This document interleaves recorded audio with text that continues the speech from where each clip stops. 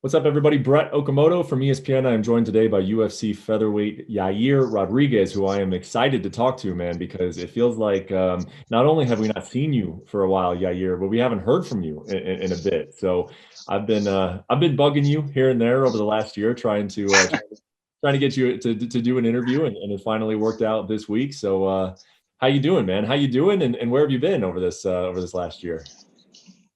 I'm doing great, bro. To be honest, I feel great. I've been busy on some family regarding things, Mhm. as well with my health. I've been dealing with some injuries, as you already know. We Mhm. talk about it, and basically just focusing on myself. Getting my stuff ready in order for me to get back there. It's been an awesome journey for me all this time in the UFC, but it's also been rough at some point, of talking about injuries, being far from family, and trying to do all these things together, But now, I'm in a point where I'm almost completely healed up, here and there, it hurts sometimes. My injuries, whenever I really push it to the limit, but I'm also being really careful regarding that too. I'm just being really aware of where I'm at physically and mentally. I don't think that I could be in a better point right now at this moment. Well, that's great to hear. And I was going to ask you, since you became a pro fighter, this was the first time, 2020 was the first time you've ever had a full year in which you didn't compete. So what does that do for you as a fighter? Coming off of a full calendar year in which we didn't see you inside the octagon. How do you think you're different as a fighter, and what kind of impact has that layoff had on you, do you think? So at the beginning of my career, so I'm gonna explain this so people can understand it better. I've been in contact sports since I was 5 years old. Mhm. Before that, I was in the running. I was running, and I started in contact sports since I was 5 years old, and then I started, going from there. So I think at some point, my body was going to, you know, um, go through something like this, an injury or something. I have never been injured like that before, and I think it's good for me. Let my body heal, let my mind heal, my everything regarding myself, just giving me a time off, just to kind of get back to the loop, to doing stuff as I like to do it.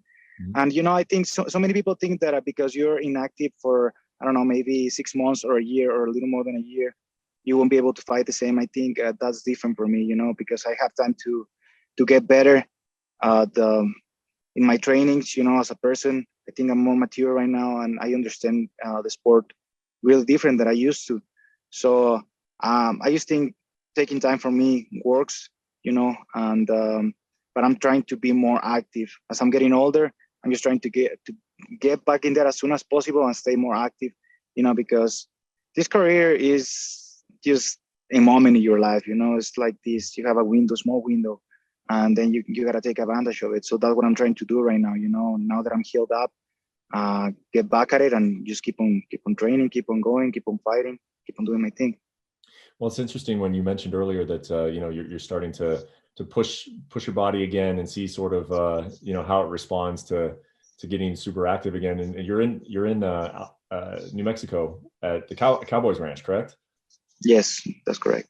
I gotta believe that's a good place to find out if your body can take the limitations, right? Because I mean, you and I spoke yesterday, and you're like, well, he just dragged us on a 2 hour mountain biking. So it's like if you're a cowboy, you're gonna find out if you're healthy or not, right? So is your body responding pretty well to being in camp with Cowboy right now because he's got a fight coming up?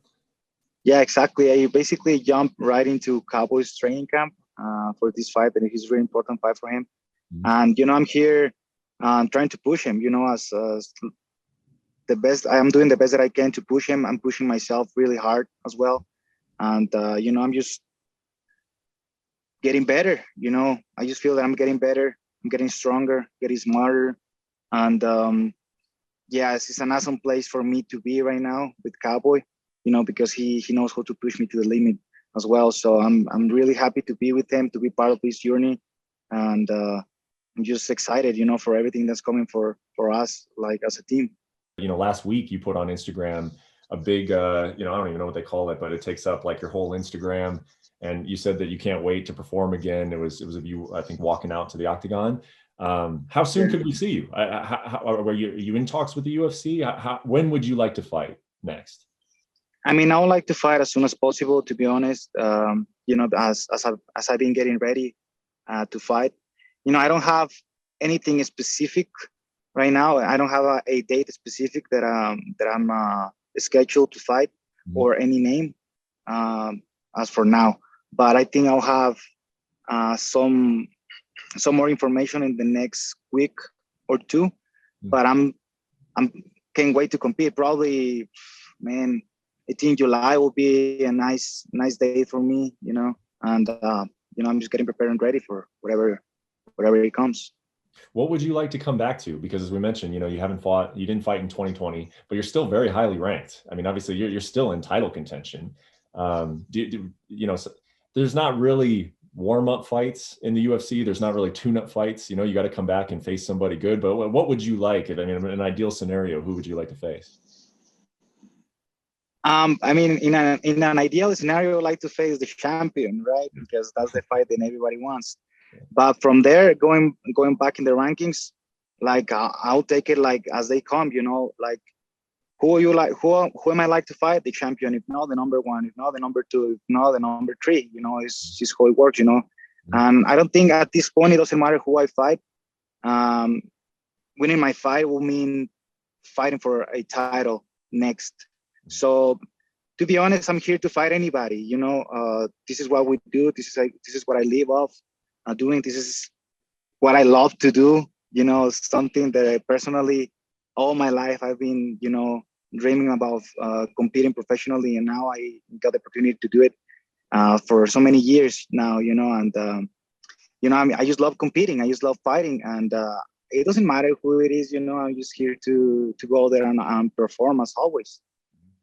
Okay, so it doesn't matter who it is, but so I don't even. What is the deal with Zabit Magomedsharipov, Yair? I mean, I think everybody sort of has an opinion on the two of you and why the fight hasn't happened and if the fight is going to happen. So give us an update on what is going on between you and Zabit Magomedsharipov. So, to be honest, bro, I don't have nothing against him. He's just trying his hardest, as all of us, but you got to remember, like whenever he wanted to fight me, I was the number 7 rank in the world. I don't even think if he was ranked or not. He was calling my name right after I fight Frank Yoga for a title contention fight. And he wasn't ranked yet. And he started calling my name. Nobody knew him where I come from. Nobody knew who he was. I'm one of the biggest faces of MMA in Latin America, and nobody knew him out here. So I think it was just from like a strategy from them to start calling my name to make him known. And it wasn't making any sense for me to fight him. Like, why? I was ready to fight any top 10, any top 5, but he was just trying to get me super hard. So I was like, okay, you gotta go and fight a little more in order for you just win this opportunity, right? As I earn it myself. And I don't like to talk bad because everybody has their stuff going on, but I don't even know how is he ranked number 3 right now. He hasn't even fight in a main card, in the main event. In the main event, he fight against Qatar. He fought for 3 rounds. How can you be like calling names and saying all this and bragging around and you are the best and all this, whatever, whenever you're not willing even to take a 5-round fight? We all know like how the deal is, they call me 2 weeks before I fight, I'll be ready to fight. Or they call me 10 days notice, I'll be ready to fight. But I guess not everybody is the same, And just to be clear, he was talking a lot of crap saying that I didn't want to fight him, that I was faking injuries and stuff like that, Nobody does that here. We are all here to fight anybody at any point. And I'm sure I'll fight him at some point, no matter what. Like, this is a fight that it has to happen, and I'm dying to fight him, because all the crap that he's been talking about, I just think his moment will come when it has to come. Right now, I don't know what he's going through. Probably some religious stuff going on with him, or where he's from, or I don't know if he's dealing with injuries or visa regarding stuff going on or whatsoever. I respect that. Or, he has his stuff going on. I won't be here talking crap. I'm just talking facts, and it is what it is, bro. I'm here to fight anybody at any point, no matter, bro. For me, I'm just here to fight. Does it bother you at all that there is sort of this narrative out there? There's this story out there. I do think there are people out there that think you are ducking him, that you don't want to fight him, and now you're telling me that you're dying to fight him. Does that bother you that that's what people think when you know that you want to fight the guy? I mean, it's just kind of it's been over 2 years, right? That it's been over the same story over and over and over and over again, and it's just hard to believe that some people would think that of professional athletes in general, that they think they're ducking somebody. For what reason? Like, of income, how I can help out my family, how I can keep on doing what I like to do or whatsoever, So I don't think why would somebody duck anybody else? Like, who do you think he is, or who does he think he is in order for me to really want him to duck him? Is he a kind of god or what? No, man. Like, we are all here competing in the same weight class. It doesn't matter, bro. This is just one of the best sport. Like, for me, this is one of the most honest and hardest and the best thing you can do as an athlete. Go out there and perform against somebody your same weight. Just like, just using the best weapons you have against the best weapons they have. This is something that is really, truly the best thing, and when it comes to contact sports. And it's what I love to do. I love competing against people that I know is going to push my limits. It doesn't matter who it is, so I'm ready to fight him, or I'm ready to fight anybody. Like, I don't care, bro. I'm here to fight. Like, I don't know how to explain better than that. For people that think that I'm ducking him or whatever, that's up to you, man, not up to me. I'm here. I have my contract signed every time that I was going to fight him, but things happen, bro. What do you want me to do? I got injured. Okay, yeah. So everybody has to go through something like that at some point of their career. One more thing that I'll ask you about Zabit, because it is turning into this thing that it seems like everybody's talking about it more and more and more and more, and that is what you brought it up yourself. This 3-round versus 5-round fight. Like, do you think he really has a problem? He's going to have a problem when he takes a 5-round fight, or is this now becoming almost something where we've talked it up, where it's almost we've talked it into it being a bigger deal than it actually will be when he gets a 5-round fight? No, I think the people is talking about the bigger deal that it will be whenever he comes to fight a 5-round fight. I think he will be ready to fight. I mean, we're like super athletes, bro. We can train for hours, literally for hours. So I don't think somebody like him won't be able to fight 25 minutes. If that's the case, that then something will have to be wrong, but not with his lungs up here, and that's another thing.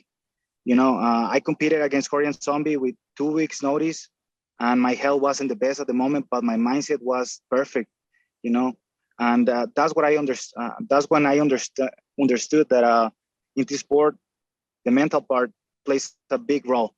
And I've been working on it for several years, with all my coaches and all the people near me and stuff, because this is completely different to what everybody else will do as a job. So, and you just have to go back to your roots, like to where I begin, where everything begins, back there in my hometown. I was doing it basically for free, bro, because I love to do it. Now it's coming to a point where it's professional.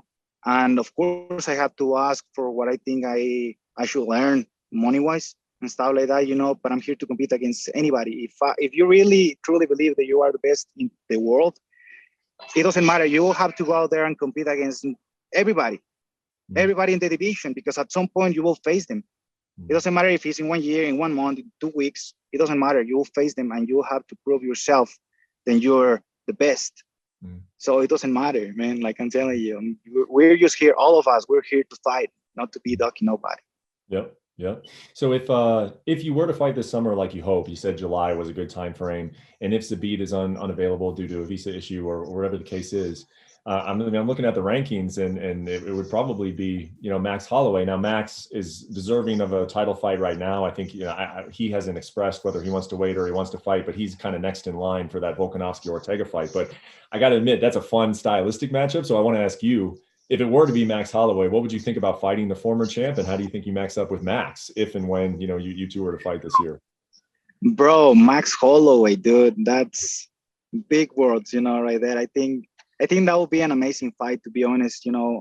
Max has earned all my respect since I started fighting, even before that, for the UFC. And he's one of the best pound for pound in history.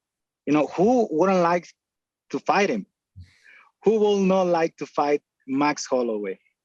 That's how I see it. I would love to face him, at some point one day. It will be amazing for me, for my career. I think it will make my career grow and, like take off, because I think, like you say, statistically, like from like styles, it's a good matchup, because how many punches he landed his last fight? Like 500 and some, like crazy, right? So I think that will push me to grow if I ever have to fight him, to push me, to go across my own limits and see what I can do against somebody like him, and that would be super nice. I would love to fight him, to be honest.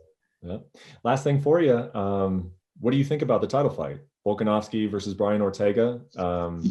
When you think about who could potentially be holding that belt when you get there, who do you like in that fight when it does happen? It doesn't have a date yet, but it's supposed to happen later this year. Who do you like? Whom do I think is going to win? Yeah, how do you see that fight going between Volkanovski and Brian Ortega? Well, look, Brian Ortega is slick, bro, and he looks like, if you see most of his fights, first and second round, he starts kind of slow. It's like he is not doing too much damage. Whenever it's a third round and stuff like that, he starts picking it up, or it's whenever he can submit people and stuff like that.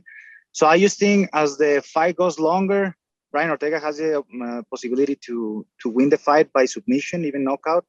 And but also Volkanovski's his style is really dangerous. He's a short guy, but he can push you against the face. He can wrestle you down. He has a pretty good control, and he has a lot of movement. So that's why it's a championship fight, bro. Because you really never know where the fight's gonna go. That's gonna have to do with the more strategic. Who is more strategic at the moment of the fight? Who is smartest, and who does things better? Yeah. I don't care. Like if I ever get the opportunity to fight for a title shot, like I won't care. Like whomever I have to fight, like I'll have to fight him, right? Is the next in line. It doesn't matter, Yeah. But I would love to see somebody with Mexican blood, like getting the W for the championship. That's for sure. Man, it's been a pleasure catching up with you, man. And are you going to be with Cowboy when he comes up for that fight in May? Yeah, I think so. We're working on it right now, so I think I'll be there in Vegas. And if you're around, I'll love to see you, man. Keep on talking.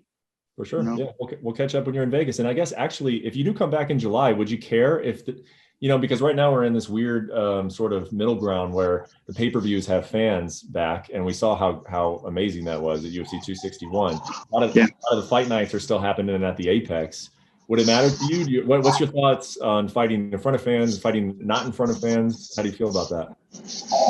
Okay, I have done both already. So when I was in the Ultimate Fighter house, there is no people, only your teams.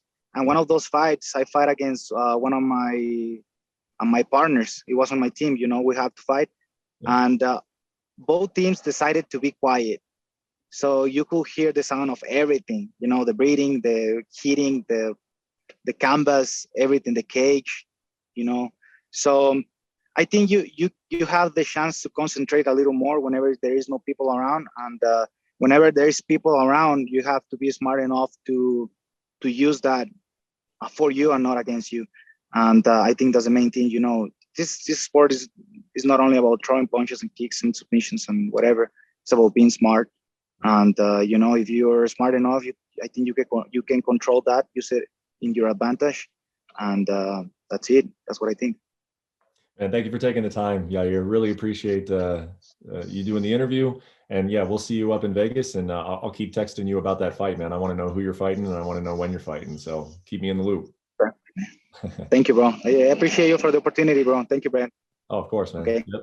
Take care, Yair. What I want to say is just thank you to the people watching the interview. Thank you for your guys' support, and I hope you guys enjoy this time with us talking. And you'll see me pretty soon fighting again. So just stay tuned. Thank you for watching ESPN on YouTube. For live streaming sports and premium content, subscribe to ESPN+.